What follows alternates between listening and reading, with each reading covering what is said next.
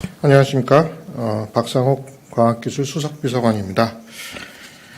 오늘은 주요 국가 전략기술 분야의 미래 전략 수립과 연구개발 수행을 위한 체계에 중요한 변화가 진행되고 있어서 이에 대해 설명드리겠습니다.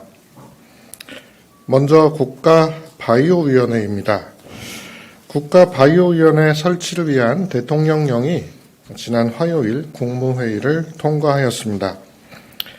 바이오 분야는 이미 보건의료, 농식품, 에너지, 환경, 소재 등 산업 전반을 변화시키고 있는 게임 체인저 기술로 파급 효과가 워낙 커서 안보 차원에서도 주목하고 있습니다. 주요 선진국들은 바이오 경제로의 전환을 위해 국가 전략을 마련하고 바이오 기술 혁신을 위한 R&D 투자를 지속적으로 확대해 나가고 있습니다. 우리나라도 지난 4월 대통령 첨단 바이오 이니셔티브를 발표하고 관련 거버넌스를 신속히 정비하여 국가바이오위원회 출범에 이르게 되었습니다. 특히 바이오 분야는 그동안 과기정통부, 보건복지부, 산업부 등이 각각 정책과 R&D를 다뤄서 거버넌스가 분절적이라는 지적을 받아왔습니다. 국가바이오위원회를 통해 기초연구부터 임상과 상용화에 이르는 가치사슬 전반을 유기적으로 연결할 수 있을 것으로 기대합니다. 국가바이오위원회 위원장은 대통령이 직접 맡게 되며 부위원장은 바이오 분야 세계적 석학인 카이스트 이상엽 부총장이 내정되었습니다.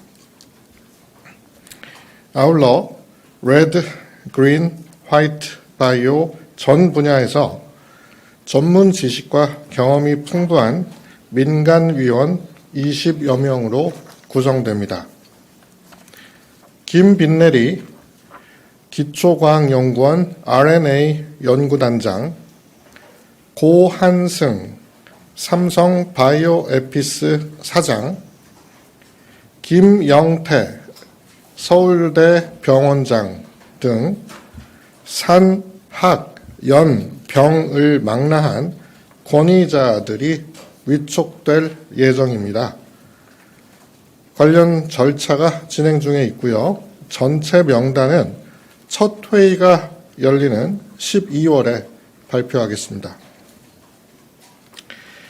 국가바이오위원회는 3개 분과위원회와 4개의 특별위원회로 구성될 예정이며 특히 이 중 디지털 바이오 특위를 통해서 바이오 헬스 데이터 그리고 인공지능 기술을 활용한 바이오 IT 융합 기술을 집중 육성합니다.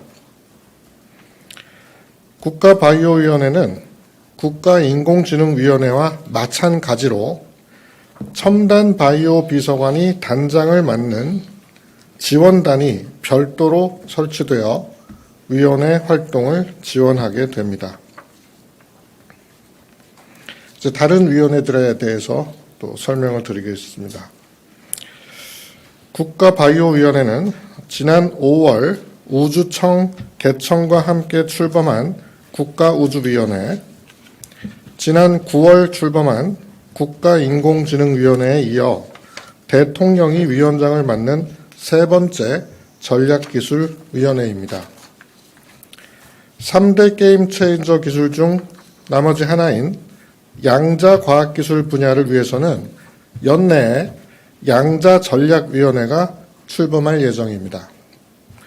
양자전략위원회는 이틀 전인 11월 1일에 시행된 양자과학기술 및 양자산업 육성법에 따라 국무총리가 위원장인 법정위원회로 설치됩니다.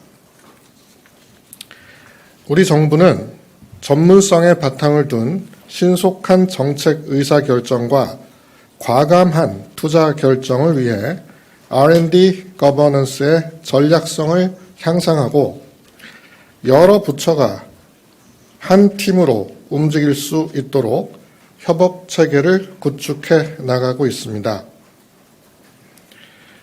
이에 우리나라 과학기술정책 최고위 기구인 국가과학기술자문회의 및 심의회와 신설된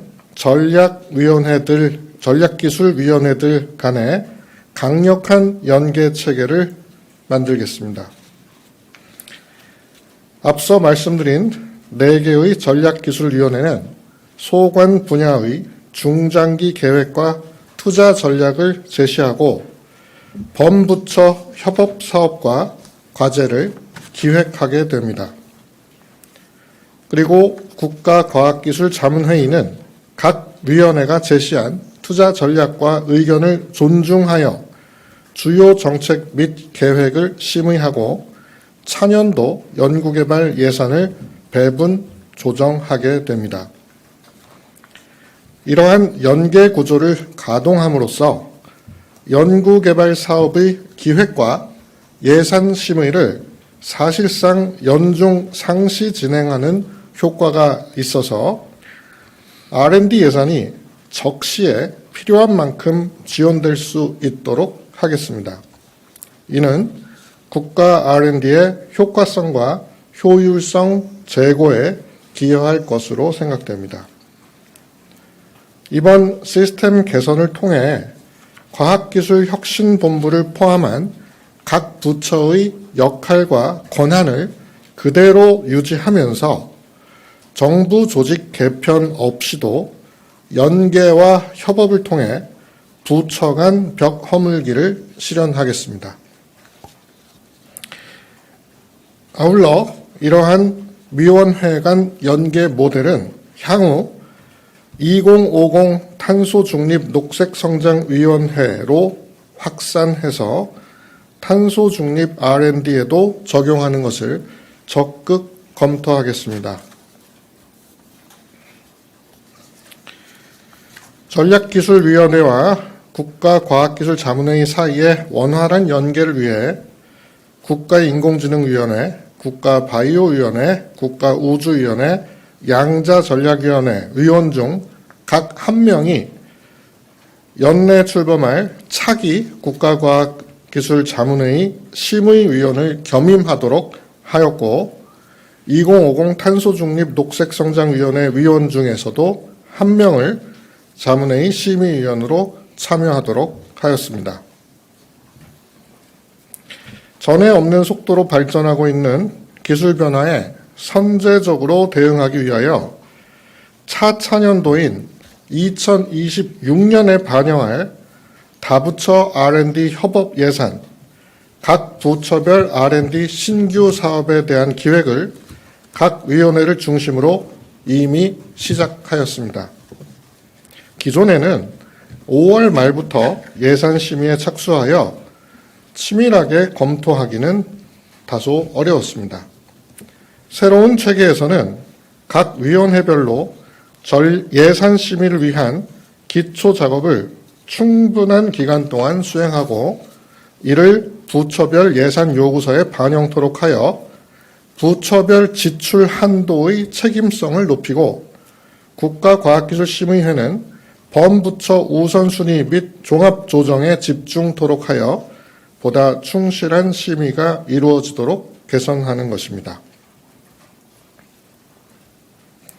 한편 윤석열 정부는 과학기술연구계와 활발히 소통하며 R&D다운 R&D 지원을 위한 시스템 개혁을 추진해 왔습니다.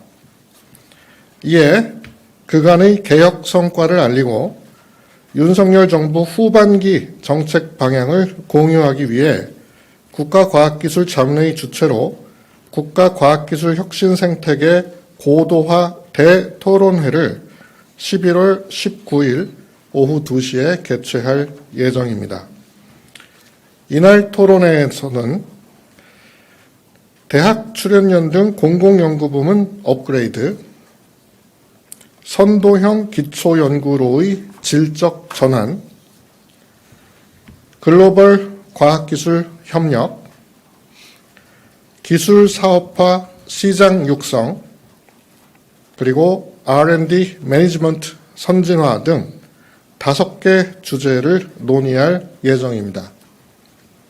많은 관심을 부탁드립니다. 앞으로 정부는 2030년 과학기술 G3를 목표로 국가연구개발 시스템 개혁을 막힘없이 추진할 것이며 주요 정책과 성과를 수시로 국민 여러분께 보고드리겠습니다. 감사합니다.